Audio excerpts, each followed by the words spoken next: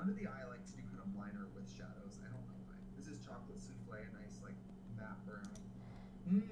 I know I want to do that kind of open. Ooh. An open liner like this, you have to kind of think up, otherwise the eye will go down. So I'm kind of in a hurry today, which usually Okay, so let's see how the audio works with -6 decibels. hurry makes me take less risks and like turn out a good look. So sometimes I'm just trying to get ready for real life, you guys. I've been with YouTubers where I watch them get ready and then like get out and then they take their makeup off as soon as the camera's done, but like you actually I have a job. All right, this is gonna be gorge. So gorge. Step off camera and do foundation. I'm gonna kind of do my normal Okay. stick So, sticks and just kind of like. if anyone's here and tuning in, We got foundation on. this is like the first time I've done anything, including stream, in like seriously 2 weeks because it's been absolute chaos. Not because of streaming or anything, but because of everything else going on in my life. So, I was playing and I progressed a little bit from where I was previously. And I got to the spot where Urianger was, I actually had a good heart-to-heart with Urianger, and I was doing this cutscene and I was crying so much. Like, I didn't think I was gonna cry from this level of cutscene that I had from him. But like, he's one of my favorite characters, and then like for him to have this moment where he was just talking about how these little rabbit people, I think they're called the Roulettes or whatever, how like even they could see the fact that like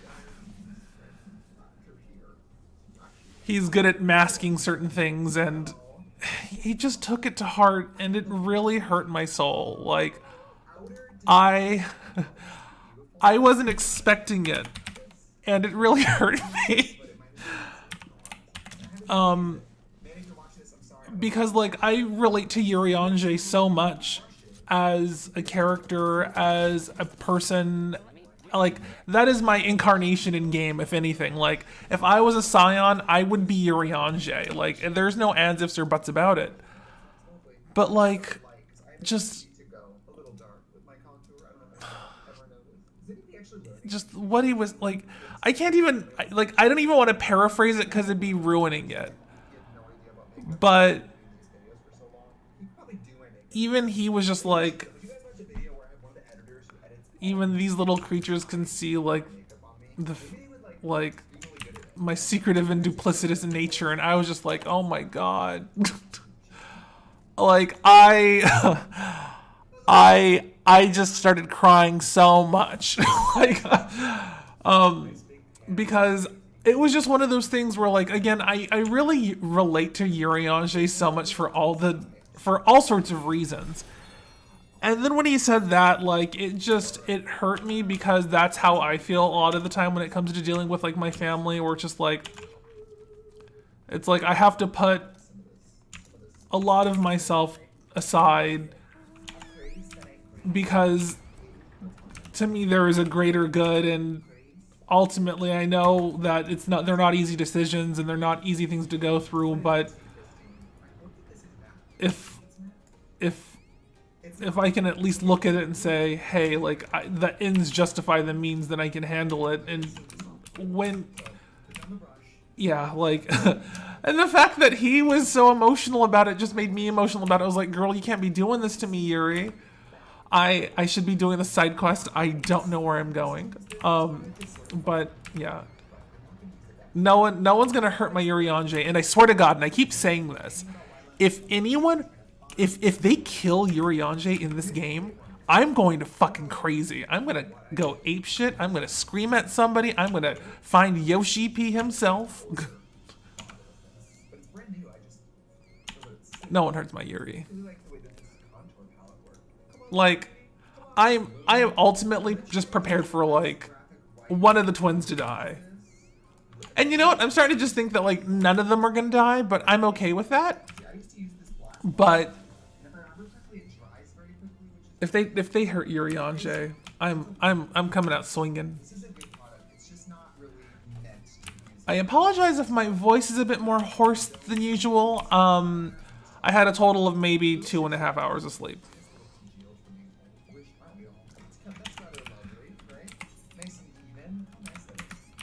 I'm gonna keep saying Urianger because that is, with the original voice cast back in A Realm Reborn, that is how they referenced him, and I'm just stuck in that.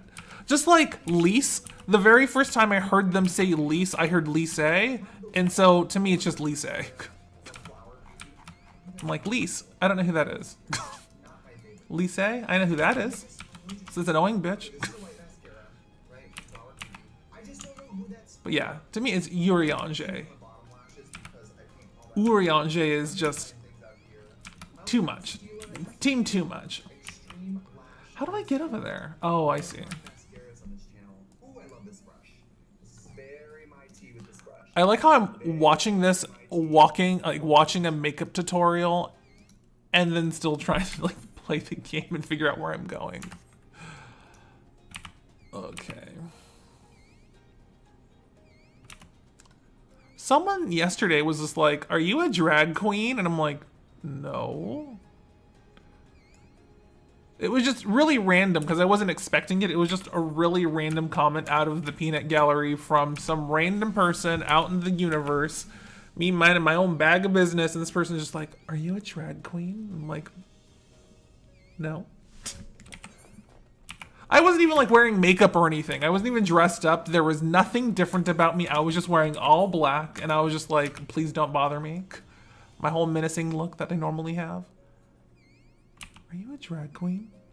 And by the way, this wasn't like a child. This wasn't like a girl. This was a like 40, like 50-year-old man out of nowhere. Just bizarre, bizarre, bizarre.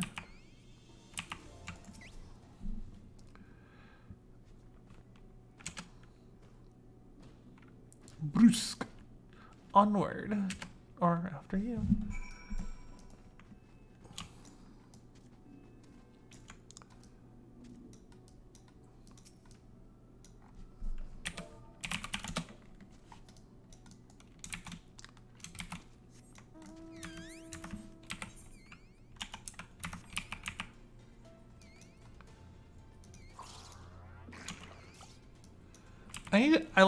I wanted a dancer mount, and this is the only thing that seemed remotely dancery enough.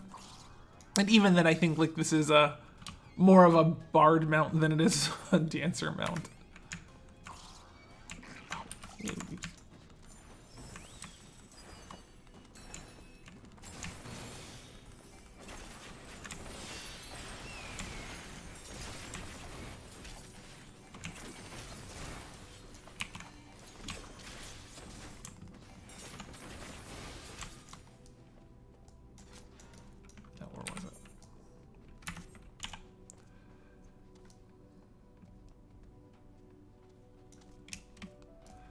Well, you know, I got the dancer boarding, and I'm actually not a huge fan of it that much. Like, I love my Hades barding way too much. But then I also have my little, what is this called? Barding of Eternal Darkness. Yeah, Barding of Eternal Darkness. I like those. It's with the combination of the Hades barding, just cause like I get to see Chapu's little eyes. Oh, he's a cute little boy. Oh, I know Chapu. Oh, 2 minutes. Oh no, girl, you are not gonna. Trying to escape on me. Oh, let's see. What feels dancery right now?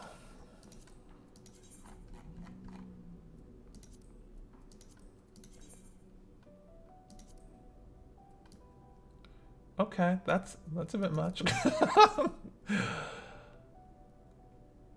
No, that's too pally.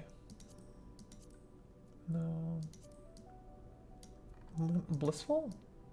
No. I mean, yes, but no. Sophic. Oh, yeah. Here we go. I think I'm only missing like 3 bardings in the whole game so far. Like, no, not 3. 6. Yeah, 6. Diamond. No. Boris John. Blissful. There you go.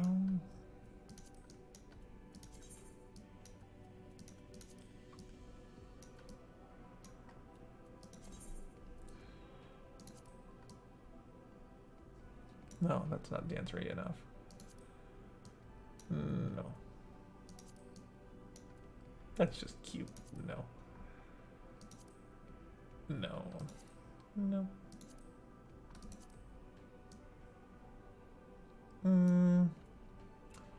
Maybe.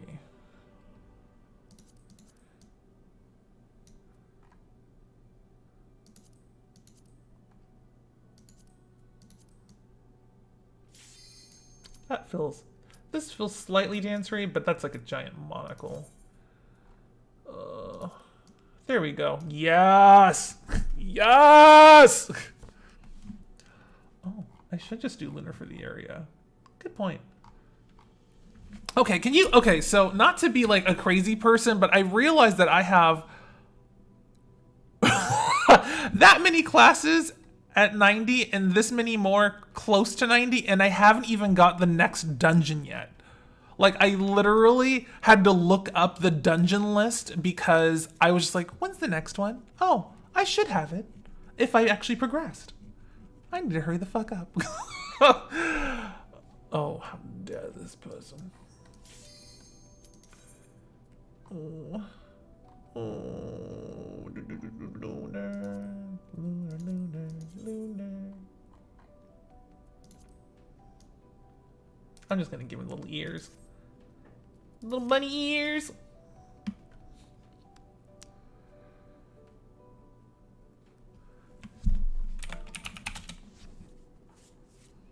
I like how I'm wearing sunglasses on the moon. It's like cosmic radiation's still a thing, girl. Do they have a sun? Where's the sun? Show me the sun. It doesn't matter. I'll find it eventually. Oh, that's what I'm looking for. I could have been doing this while people... Girl, is it Tuesday? What day of the week is it? Tuesday. Okay, yeah. You figured with like reset, people would be like, let's do this. Let's get going. Let's not just leave Q for no reason. Nope. Oh, last night I was trying to like cap out on like my tomes, and I was just like, I don't know why I'm gonna cap out on my tomes. Like, I'm not even remotely to the area where I could even utilize any of that stuff. And I was like, oh yeah, I'm at 350 for the week out of 400 or something. And I was just like, I am so far from it, it doesn't even matter. Did someone leave? No.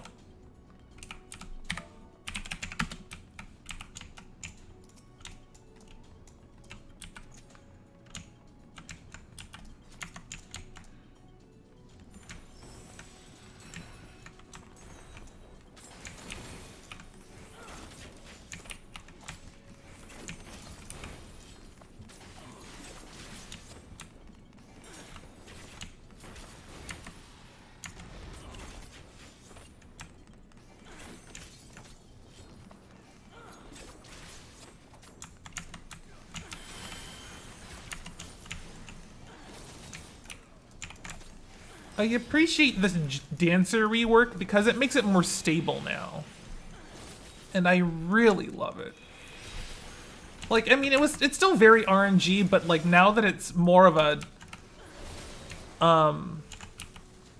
like now that your procs actually affect both your single and group like dealing skills, like it makes it a lot more stable. Like, and I just love it.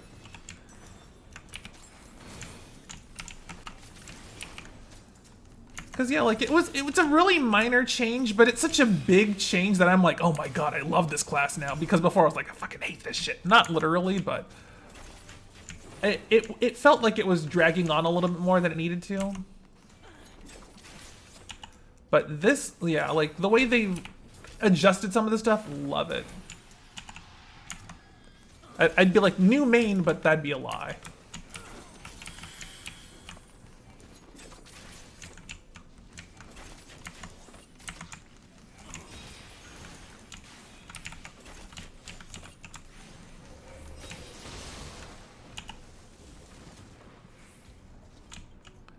Like, there's just like a couple of changes to a lot of classes that are so minor that like they don't seem like they would change the whole class, but they have.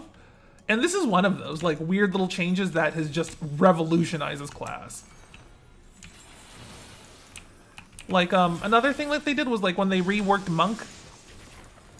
And I say reworked Monk, but like they just changed a couple of things. But it essentially like changes the way the whole class is played now. Because before, like Perfect Balance was one of those things where it wasn't necessary unless you were like trying to go hardcore Monk. Like I'm trying to prove I'm a monk. But now it's one of those things where it's like, yeah, no, we gotta use it. We gotta do it. We gotta make it work. Because big DPS. Woo. Dare you.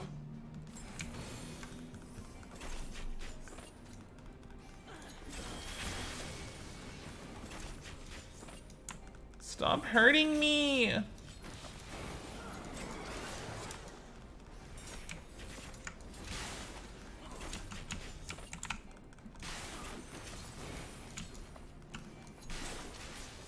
Why did they run it all the way over there?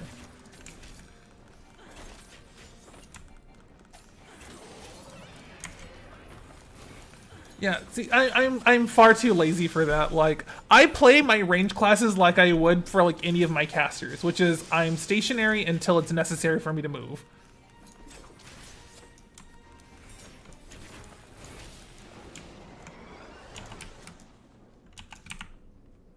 Like, the only casters I play that are like super fast and moving all the time is like Scholar and Sage. I am just zipping around the whole field all the time. White Mage, Astro, no. You adjust for this healer. Black Mage, Red Mage, nope, stationary. Summoner, I'll stay right here. Scholar, Sage, zipping around the field like I'm goddamn Sonic the Hedgehog.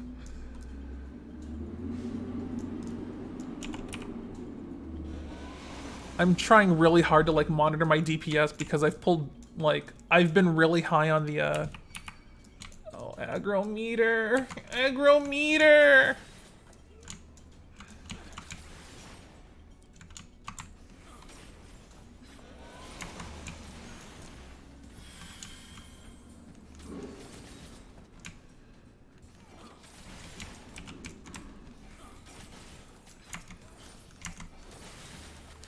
The other day I was like doing a dungeon and like they weren't like new players, but they weren't like, I don't want to say old school like me, but like I forgot what we were doing. What is it? Stone Vigil, that's the one. And I was like showing them all these like little tips and tricks and like, oh yeah, you can just do this and like it makes it way easier. And they're like, what the hell? How come no one does this? I was like, because like, I mean, level sync and power creep, I would say it invalidates it, but it doesn't. It just makes it easier if you know how to do it.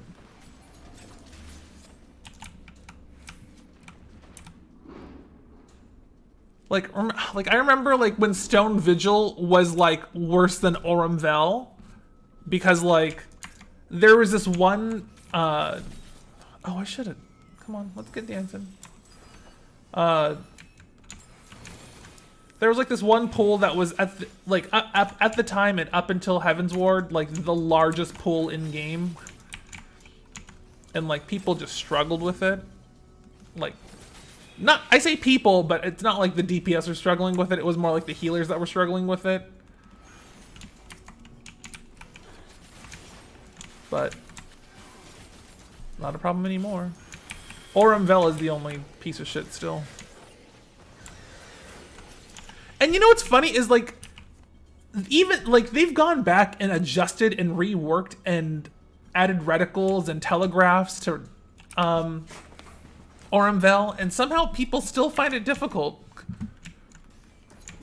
And it's like, I understand it's difficult because like you were stuck at level like 48 or 49 or whatever, which is just a pain in the ass.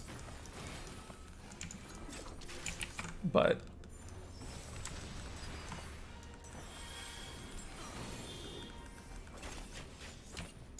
it's that dungeon and another dungeon where I'm like, those are the dungeons where if I think you want some healer Olympics, we're gonna go there and start training.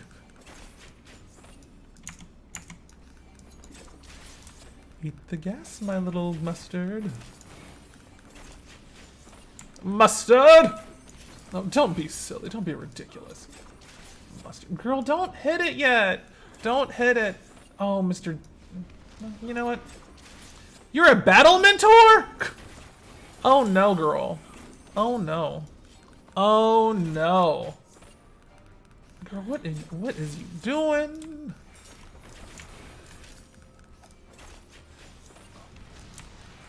No. Let it eat. At least two.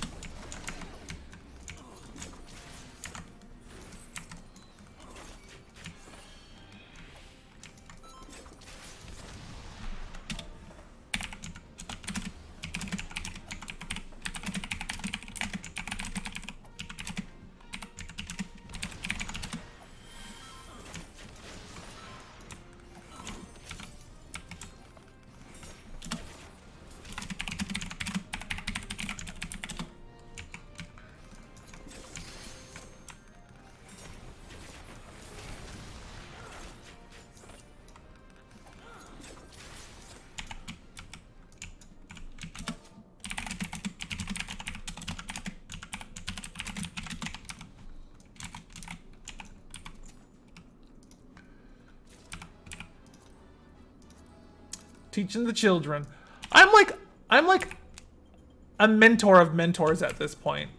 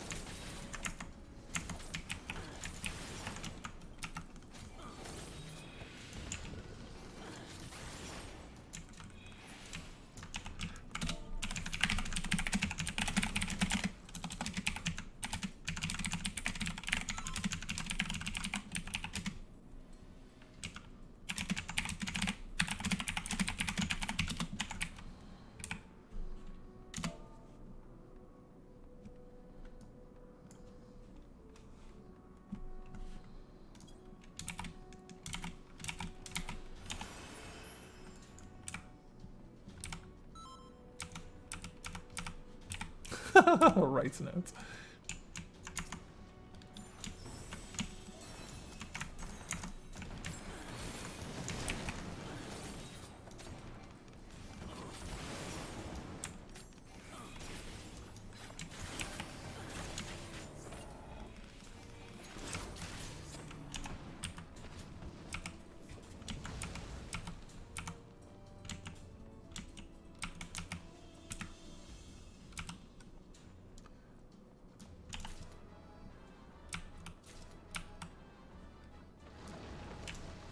Boo-doo-doo, boop-boop-a-doo.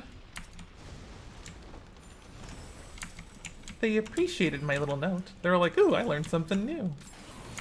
They're like, I thought it could only eat one. I'm like, nope. It can eat up to 4 technically, but 2 is the most stable.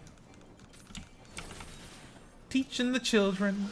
Teaching the children. Teaching the mentors. Oh, shit.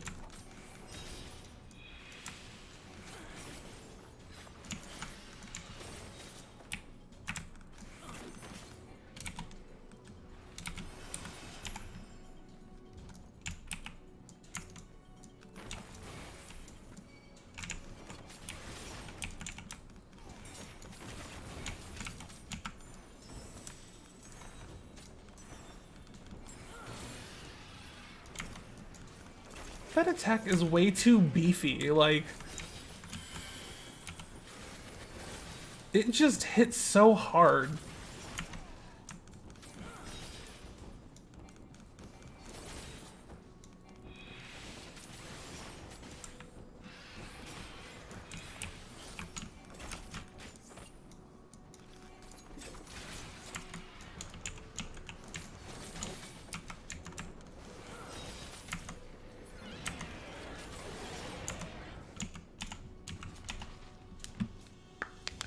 Clickety clack.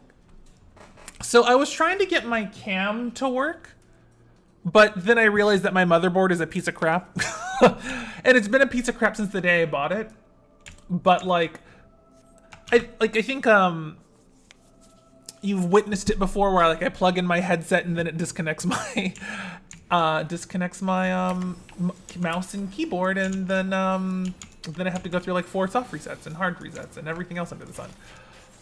But anyway, so I could technically plug in my webcam so I could be on cam and be one of those cam girls.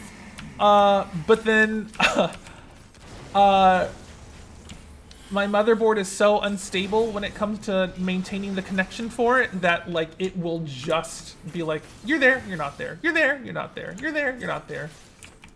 I'm like, ugh. And I'm like debating if I want to buy a new motherboard entirely. But if I like buy a new motherboard, then I'm just like,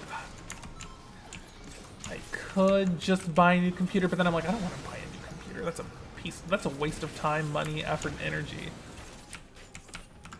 And I am way too lazy to go back into my computer and fix it and redo everything and plug everything back into the motherboard. Ugh. Because then I'll start looking at it and then I'll be like, okay, I need to get the air passageway going this way just right.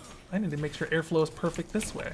I need to make sure it's vented this way. I need to replace this ventilator. No, not ventilator, a radiator. Yeah, and then I'm just like gonna think of every other thing, and then I'm gonna just think maybe I should just replace everything. And I'm not trying to do that. I am not trying to do that. I am not a famous streamer. I don't have disposable income.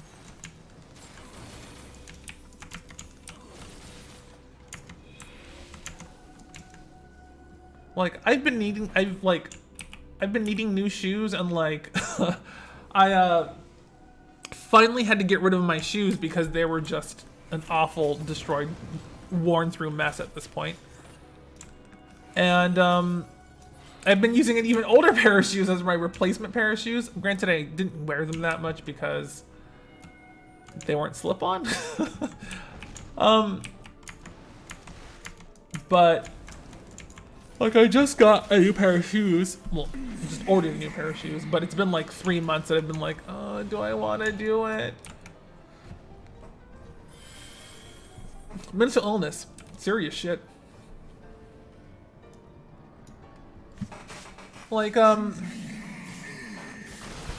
just been like having a really, really tough time just most of last month and starting this month. And I, like yesterday, I was just so lethargic and anxious that like I did not leave my bed until somewhere around like 5 o'clock.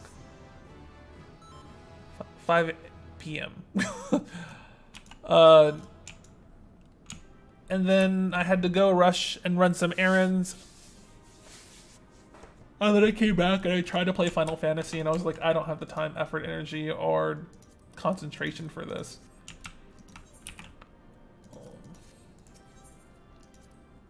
And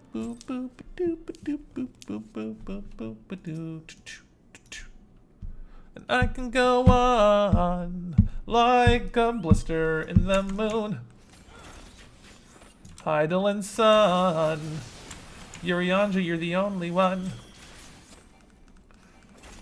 Oh.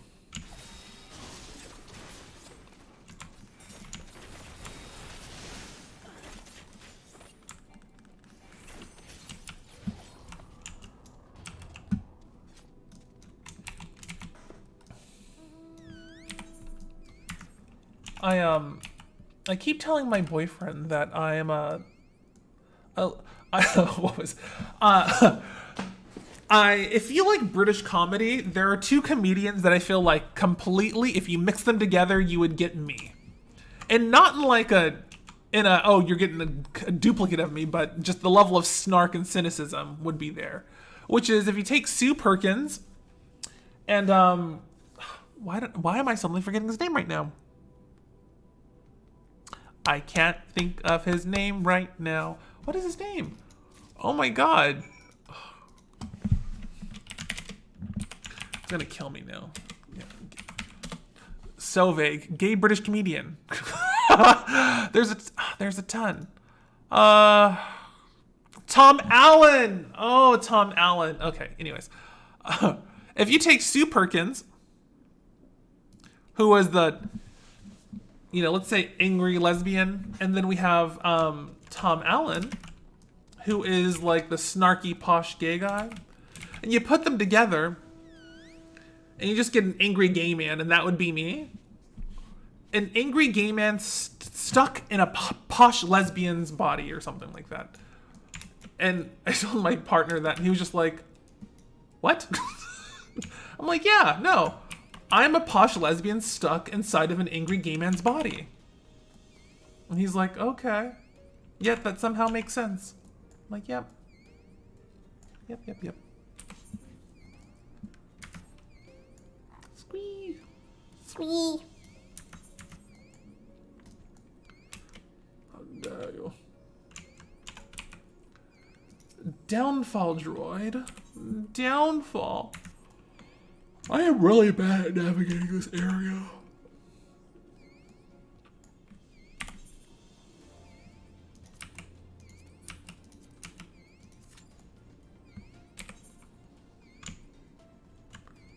No, I was going the right way. What the? This is why I don't drive. I'd go in literal circles for like an hour and be like, I don't know why I'm not going anywhere.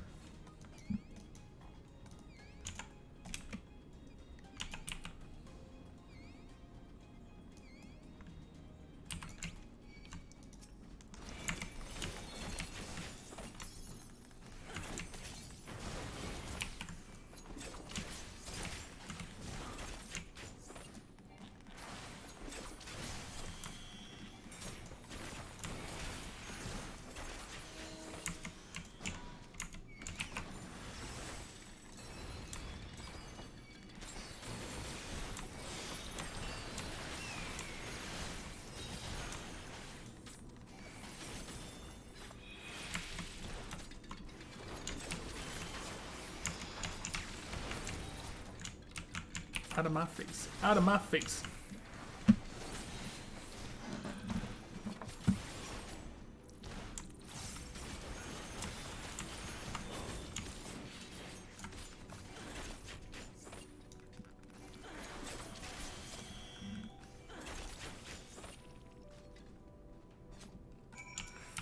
You know what they still don't have in game?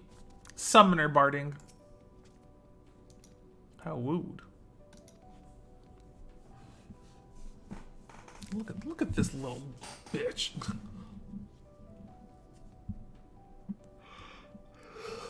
Why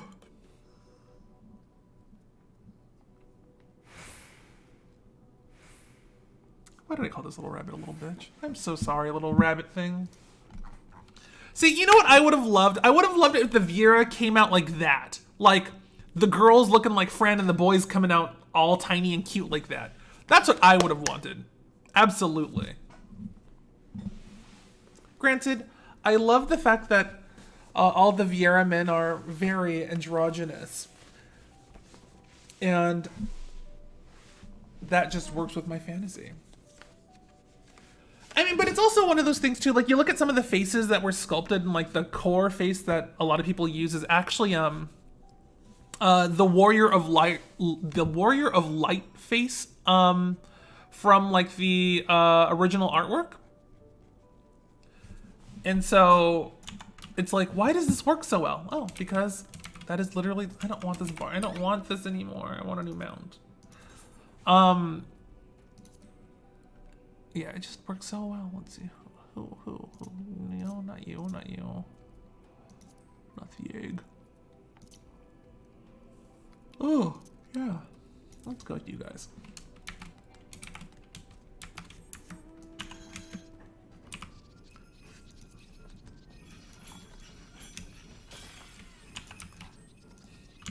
No, not dancery enough.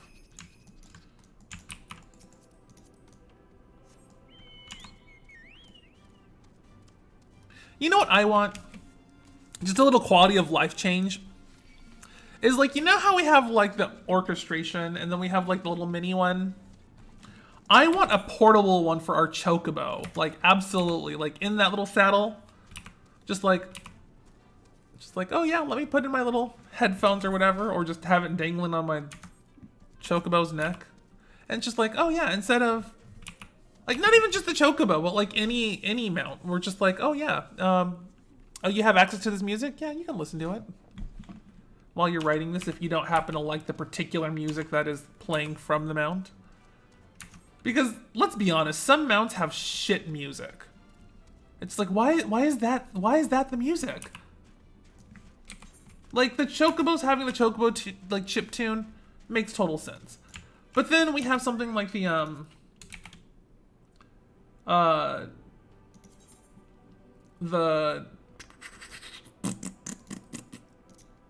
Roulettes and the like Aquamarine. But like the music is just weird for this. So it's like, why is it that Halloween music? Like, not just like any Halloween music, it's like the instanced Halloween music. Like, it's like, oh, it's a cutscene. I just don't like it. It just doesn't make any sense for like my Carbies. You know what song, this Carbie needs? This, I feel like,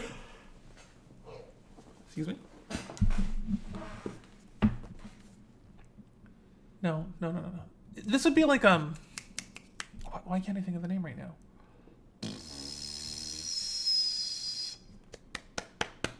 It's the song for, Ravana.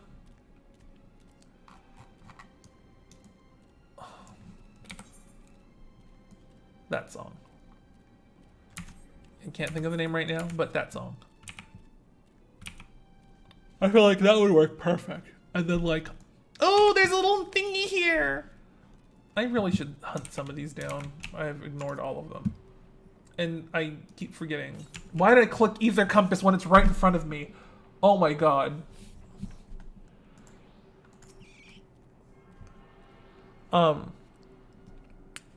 Well, since they moved it from like a key item to like a collection item, like I just thought they removed it entirely from game for a long time until I started randomly seeing them. I was like, it has to be in game somewhere. One of those weird changes that like if you're not on the ball with, you're just like, where the hell did it go?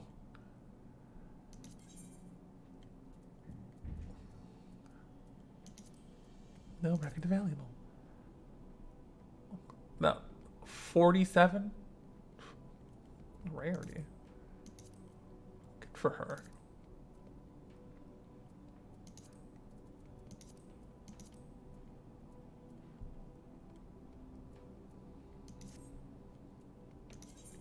Yokai!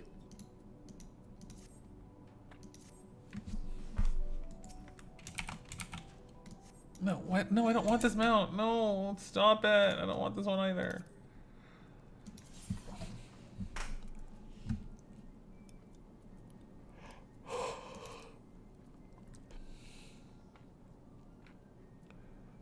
What seems dancerly?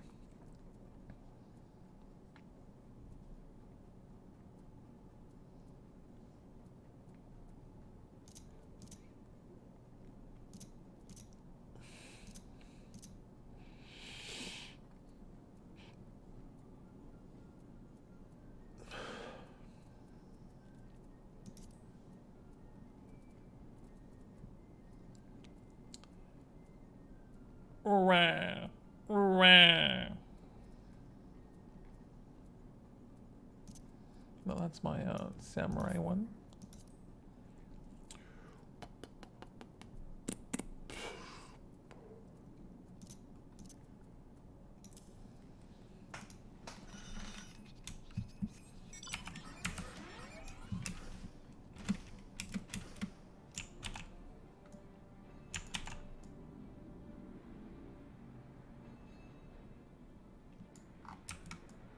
I like how it looks so much more intense than the speed I am going.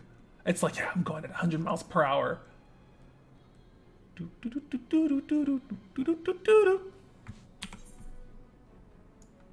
Oh.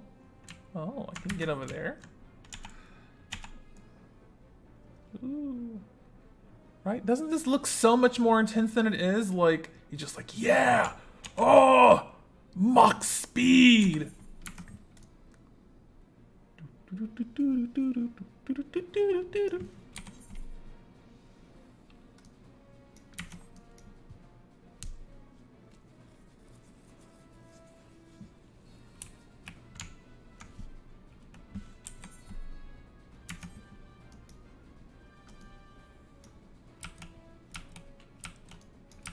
Discovered a new location. See, I could be like one of those like random voices in a random JRPG that doesn't make any sense because it's out of place with everything else in that game.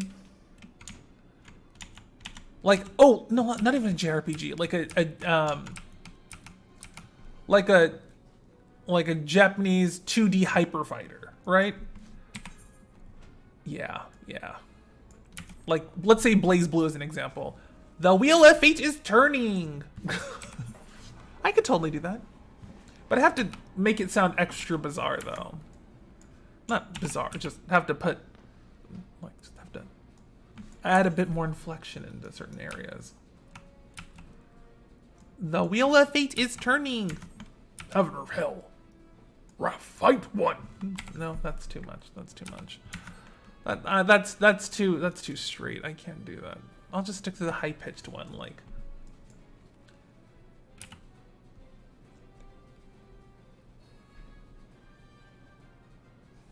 Lobotomy? Clockwork lobotomy? You can lobotomize me, Captain. Lobotomize me, Captain. Captain. Ooh, I spec.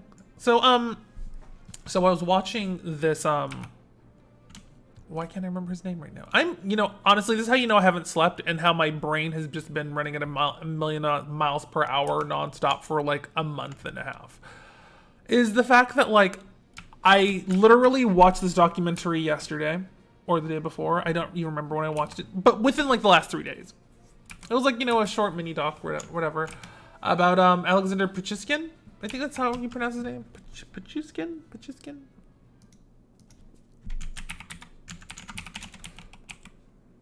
Yeah, Alexander Pichushkin, also known as the chessboard killer or the Bits of Park maniac. And it's interesting that like. People who don't have a very large background in mental illness and developmental mental illness, as well as how certain synapses and neurotransmitters can be turned off or shut off entirely because of certain traumas, how some people just have a really difficult time trying to understand or even articulating or even looking at the information and saying, hey, like, this is what happened. But I,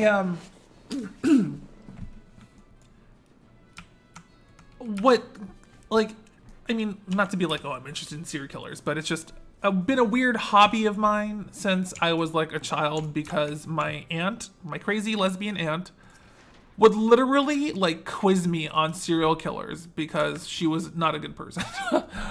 I'll go into a story about her later about another thing, but yeah, like horror films and like serial killers, like two things that are part of my major personality and interest in general, are because this woman traumatized me and would quiz me on them. But yeah, anyways, so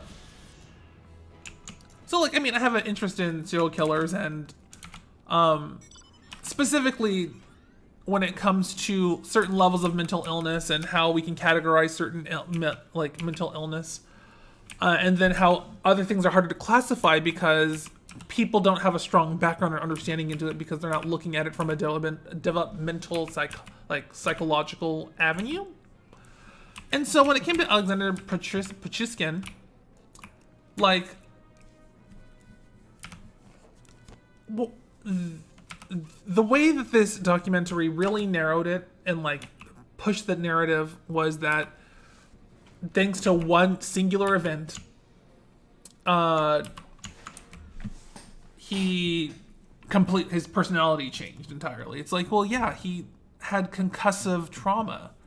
And when you're a child, it's a lot more intense. Because if you're at a vulnerable age, let's say under the age of 10, when your brain is still learning, developing, and going a million miles per hour all the time, just to keep up, learn, and expand, some serious stuff can happen. So he suffered a major concussion because he was like he was on a swing and then he fell off the swing and hit the back of his head. And then, like, if that itself wasn't enough, the swing swung back towards them, like the pendulum, and hit the front of his head this time. So it not only hit and damaged the back of his skull and his brain, it also hit the front, which was his frontal lobe. And soon as I heard this, the instant thing that I realized happened is that he got and developed and became a victim of trauma-induced psychopathy. And it's a hard thing to look at and narrow down because there's a lot of factors that can go into trauma-induced psychopathy. But most of the time when it comes to trauma-induced psychopathy, it usually means that there's a level of brain damage that has happened. And I say brain damage not lightly in this situation, but I mean literal brain damage, where certain hemispheres and areas of the brain can no longer communicate to these other areas of the brain, but are still capable of communicating to it enough and effectively enough that you can still function. You're not disabled, but these areas of the brain, because of those neurotransmitters, have gone dark. Which is what happens when people who have clinical or developmental psychopathy. So, like, soon as I heard this and saw that was the case, it's just like, holy shit, that's what this person had. That's what happened to him. Like, it doesn't excuse the fact that, he murdered people, but we can look at the scope of it and realize that, okay, this is probably why. 2 Zens up in this bitch? Oh no. Oh no. Oh no. Oh no.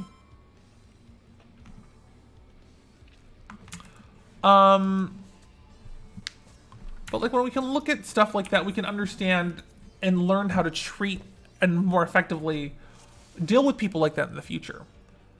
Because again, we already knew trauma-induced psychopathy is already a thing. We've known it's a thing for a very long time. But seeing it from an early stage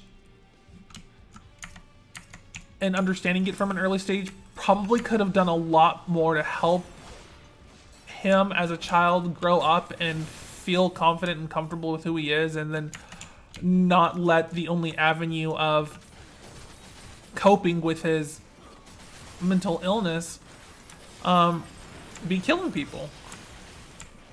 Granted, I know that's an extreme oversimplification, but in his own words, he said when it came to why he was killing and why it happened is that it was a compulsion, and that what was it? That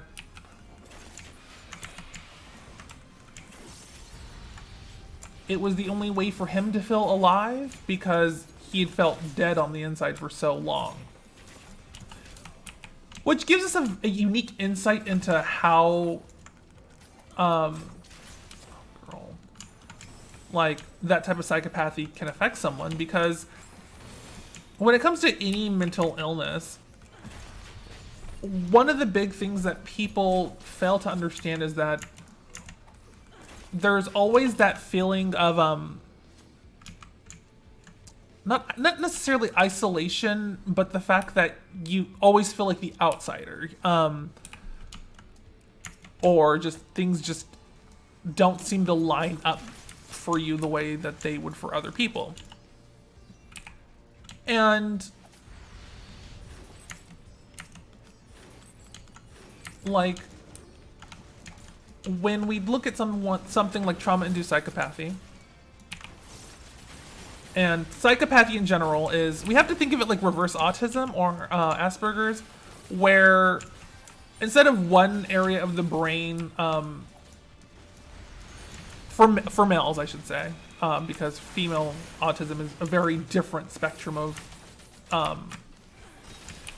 characteristics and attitude shifts and communicative issues. But specifically for males, that hold on, people born as the male sex, to be extra clear. Oh,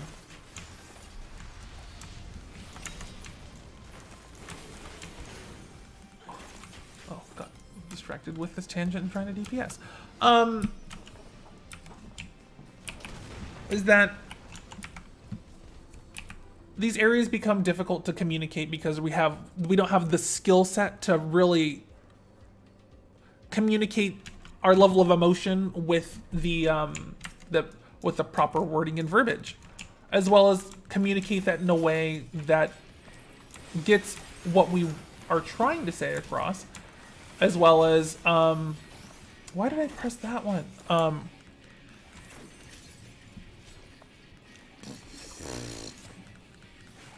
So anyways, like when it comes to a lot of special education classes, when it comes to like autism and everything, like in Asperger's for males, is that it basically is teaching them communication skills that are better capable of mimicking normal, I say normal in quotes here, people who don't have Asperger's or autism. And so we have to do the same thing with like people who are clinical psychopaths or just have psychopathy in general, because a different hemisphere of the brain is affected, and for people with psychopathy, that the problem with that is that it's empathy. And it has nothing to do with the fact that they are deliberately like unempathic. It's just the fact that it's something that is not, it's just not something their brain can do. And so when it comes to psychopaths, and if we're gonna think, like, there's a lot of psychopaths that exist at any point in time, but they're not all serial killers, because obviously, like, you're not gonna just grow into a serial killer. Anyways, but when we look at any famous serial killer who is a psychopath, we can look and say and understand that almost every single one of them has used murder as a coping mechanism that became a compulsion to deal with aspects of their of the psychopathy itself. So when it came to Alexander Pichushkin, I am not very good at Russian names.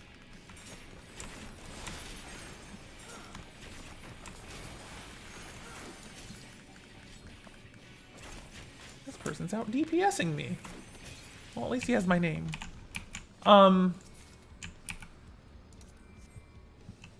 If we were to say and understand and try and learn how to work on these areas of communication,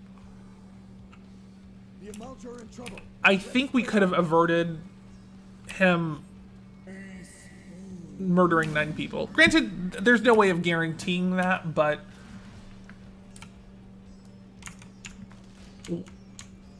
a lot of the times when it comes to mental illness is that if we don't necessarily see and understand that there is an underlying cause, and if we don't learn to communicate that underlying cause and learn to work with it and understand it and manage and control, like, then it becomes significantly more difficult down the line, especially as an adult,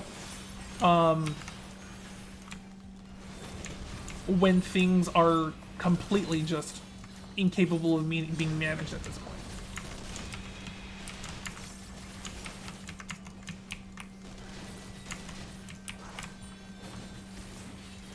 Anyways, that's actually not where I even wanted to go with any of that conversation or topic, but it was the fact that what it specifically bothered me is the fact that, again, the people who were involved in prosecuting him, as well as the documentarians or whatever, who were talking about him in their little video and whatnot, they were like, oh, when it came to his killings and everything he said, that he said and sounded completely sane. We're just like, yes, of course he does, because they're not illogical things, they're compulsions. When it comes to psychopathy, clinical, developmental, or trauma-induced, it's not an emotional thing, because it's the emotional part of your brain that has been damaged the most, or has the most difficult part communicating and processing. So all these things that he says are logical, and he sounds sane because that's the only part of this brain that can communicate. And so I just think it's just criminally just screwed up for these people to be like, well, yeah, we're gonna prosecute him the highest point of the law because he did this. It's like, yeah, I mean, that's understandable, but to say that someone is sane and lucid and completely in control of their actions because they sound logical is a poor understanding of a compulsion, as well as mental illness, and it just rubbed me the wrong way. I mean, not to be like, oh, I know everything about stuff, but like, it was just one of those things where it's just like,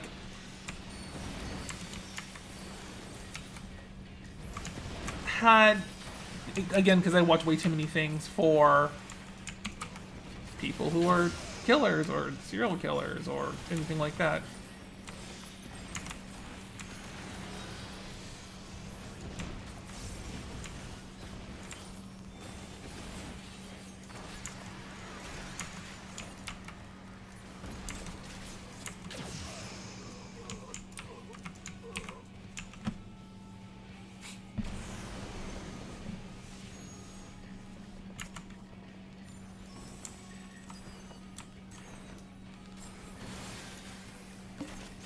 And I've said it before, and I'll say it again, like, when it comes to a lot of people, especially when it comes to westernized culture, is that we lack the ability to communicate on a fundamental level sometimes. And when it comes to treating people who have communication issues or difficulty communicating because hemispheres of the brain cannot communicate,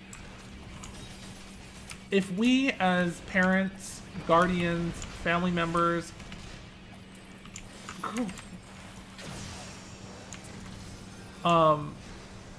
can't take the initiative to truly try and make sure that we can communicate with this child in need, we probably shouldn't be like, I don't want to be like an asshole about it, we probably shouldn't be parents.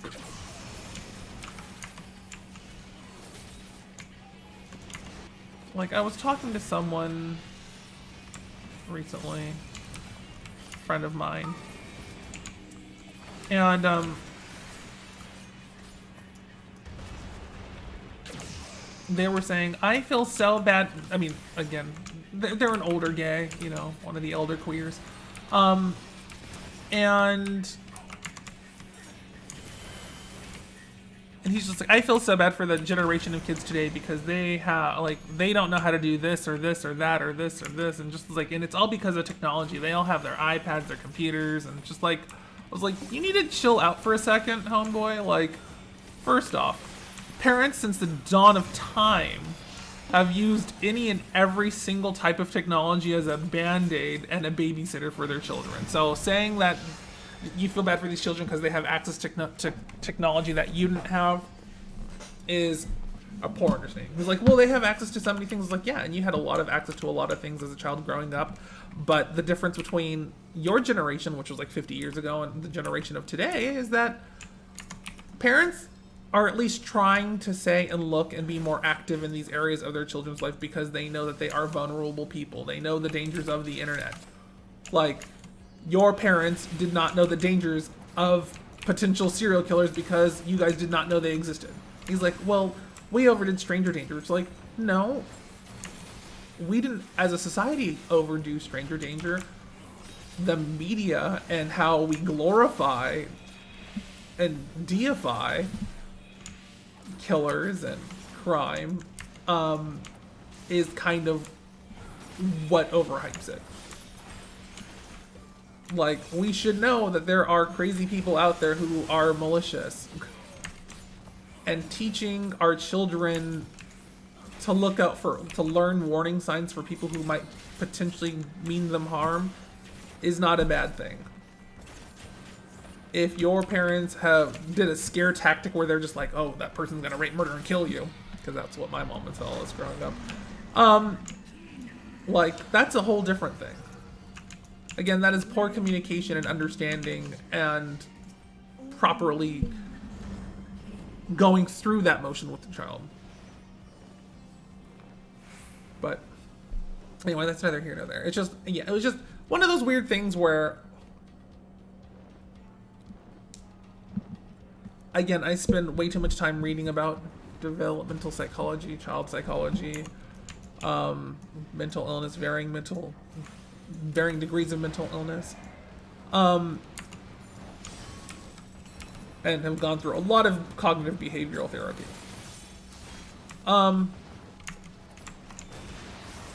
But, like,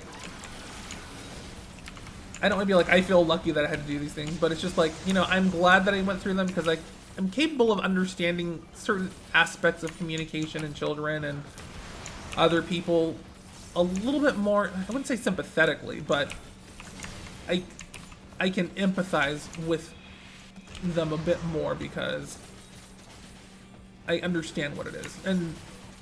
And I know that it affects certain areas of their life, especially in their communication and their relationships and everything. But like, I was talking to my nieces, and like, I know this is like a year or so ago, and my mom was just like, you're so good with them. And I'm like, no, I just talk to them like they're people. I don't talk to them like they're any less. Children are intelligent, and just because they don't have the same level and aspect of experience that you do as a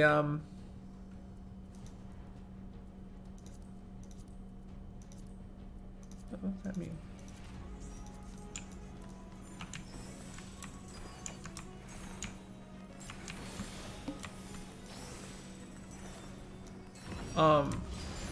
And just because they don't have the same wealth of knowledge and experience that you have doesn't mean that if you don't explain something to them that they won't understand it or get it or even start to learn from it.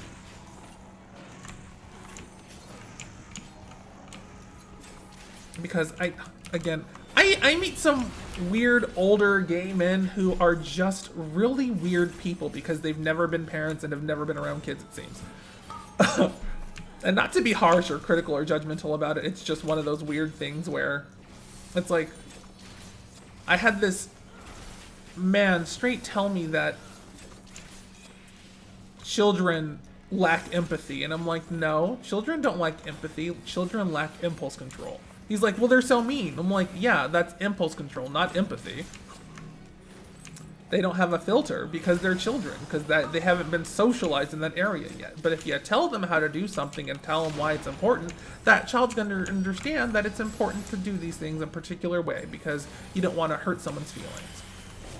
He's like, well, that's not right. Kids aren't like that. I'm like, yes, they absolutely are like that. Kids are wonderful people. But yeah, just weird. Like, again, one of those things where you can tell certain people have never been around children or haven't been around children for an extremely long time and completely forgot what it means to be a child.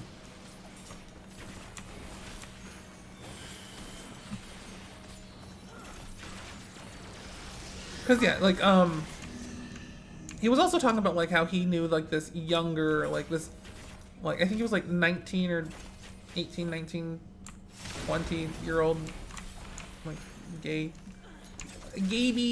and,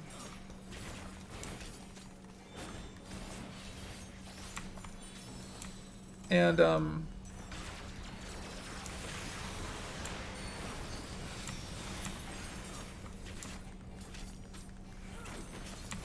he's just like, well, he's just stupid, makes weird choices. Like, yeah, because he's a child still. Well, he's like 19. Like, yeah, and your brain doesn't stop growing out of adolescence until about 25. So your impulse control isn't the same yet. Your understanding and empathy isn't fully developed in the same way that, as let's say, a 32-year-old is if you're 19. Like, it's like, yeah, he's gonna make mistakes and make weird choices to you because, one, he hasn't had that experience in life yet, and two, like, I don't want to be like people are vapid, but like when you go through a lot of changes at a random age and you don't know what you want to do and the only goal that you have seems like a weird one, like, it's because you don't necessarily have all of the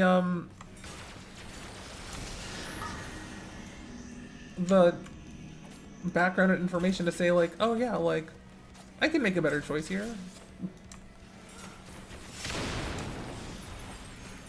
Anyways, like, yeah. Weird stuff.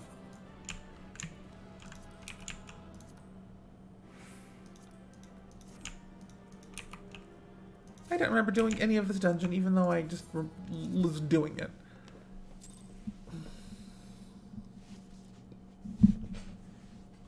I'm hungry.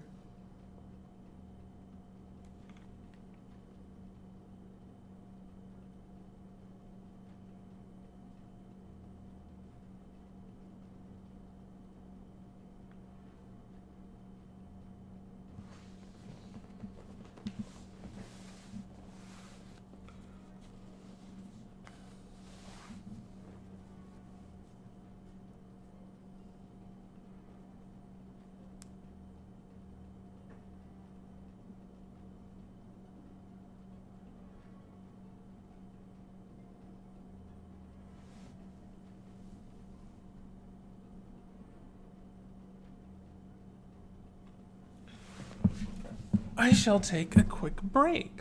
I'll be right back. And now a word from our sponsors.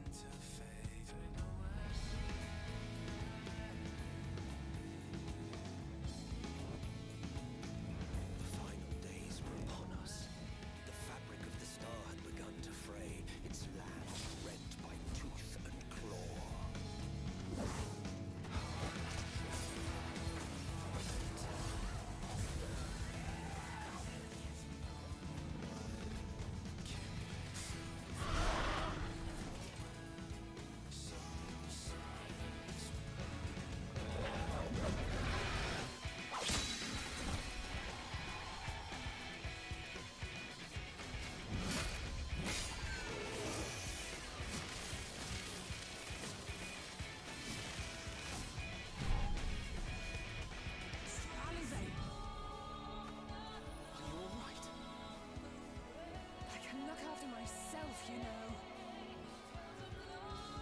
And I've had enough of this rabble. Come on!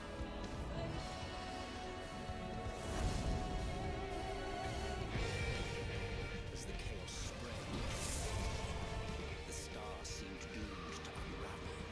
And yet...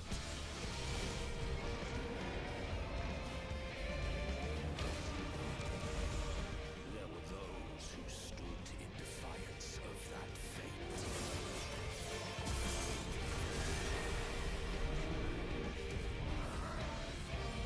The hour is come, creature.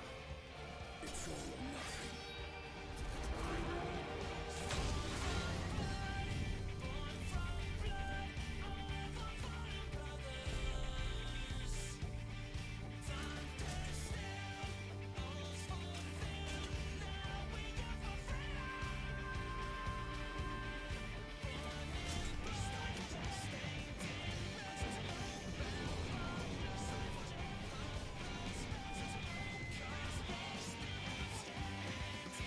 The stage is set, but will our heroes deign to play their part?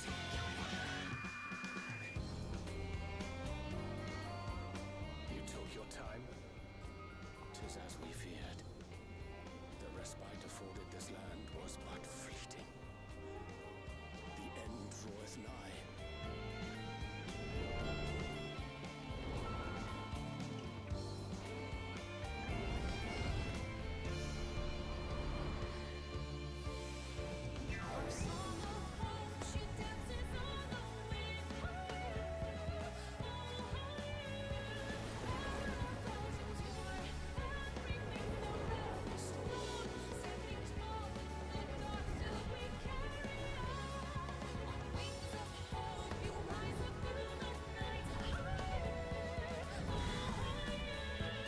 I knew it.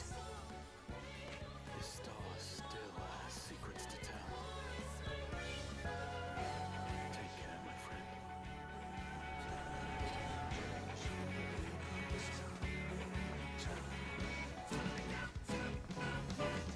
So, Charlian would keep its counsel while the world is lost to ruin.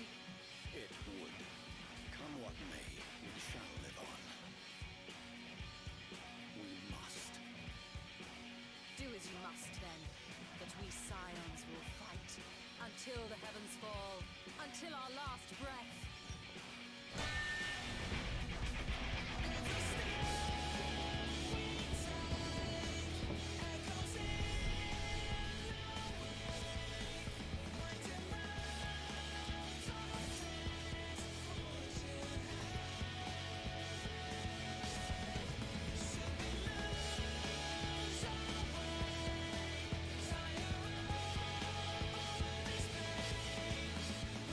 Past the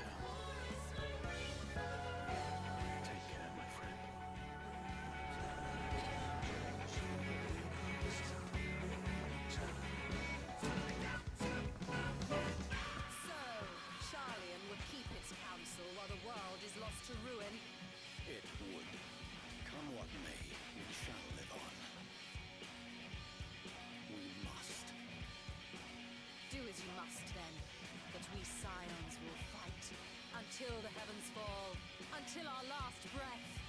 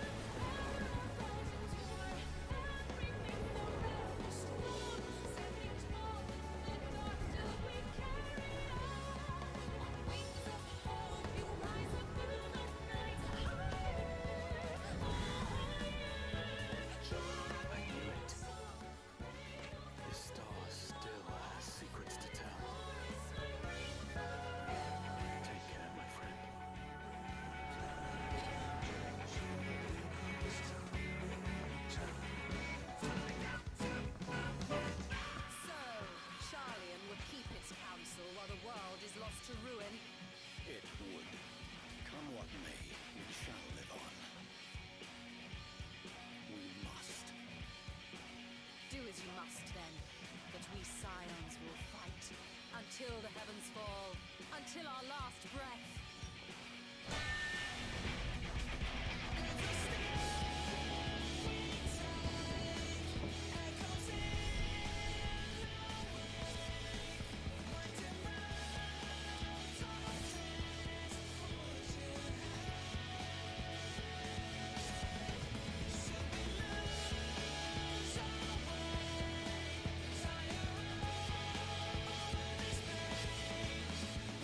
Past the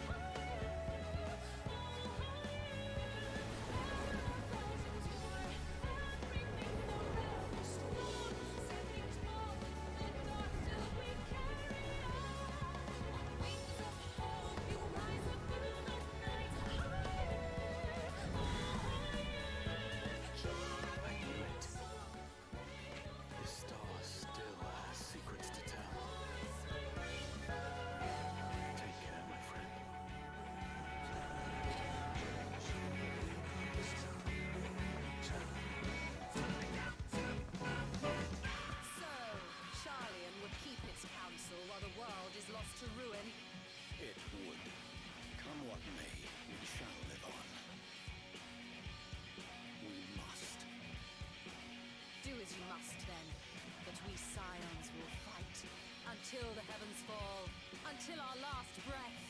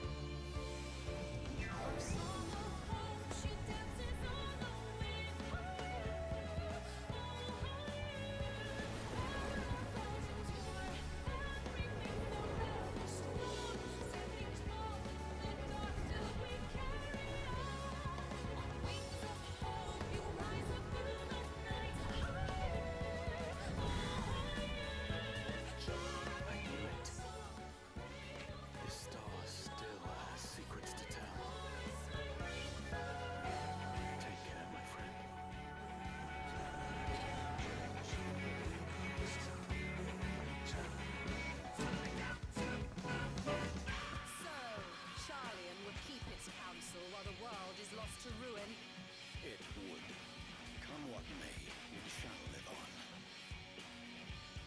We must. Do as you must then, but we scions will fight until the heavens fall, until our last breath.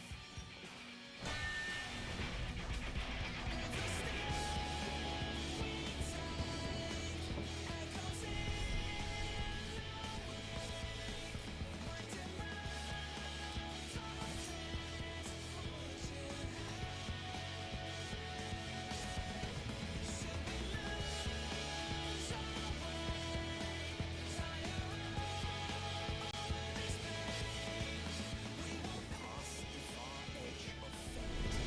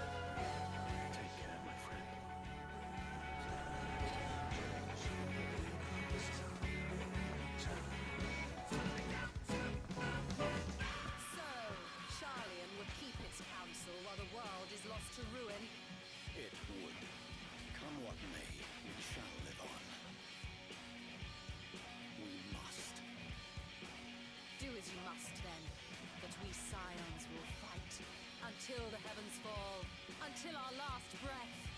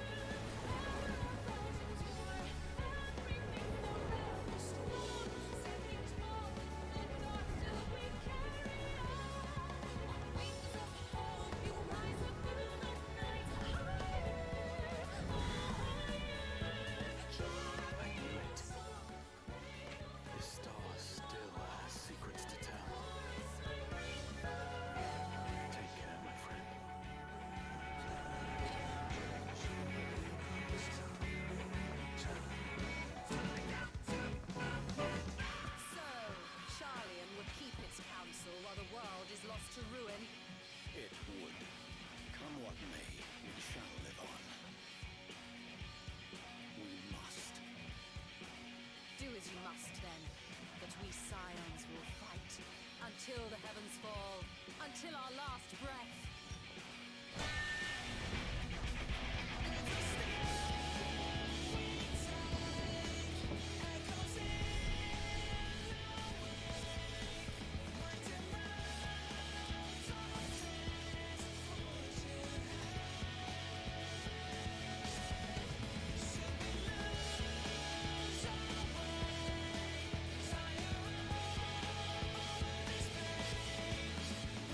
Past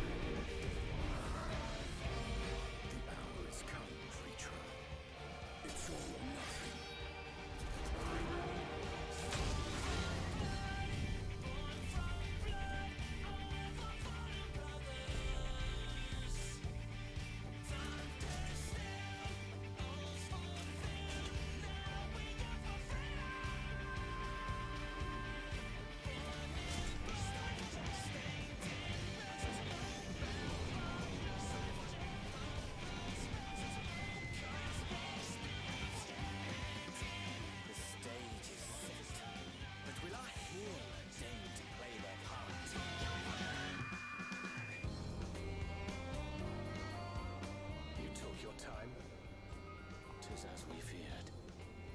The respite afforded this land was but fleeting. The end draweth nigh.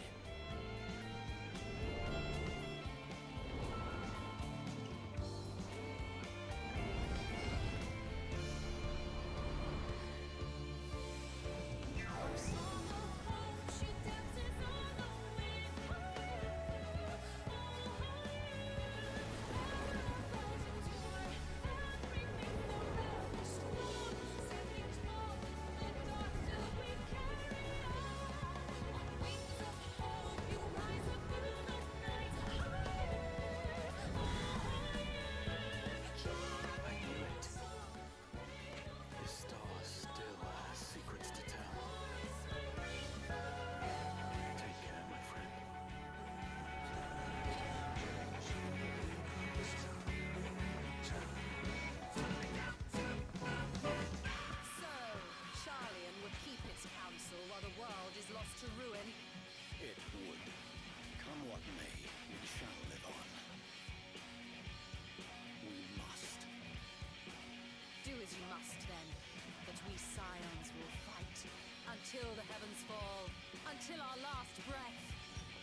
Past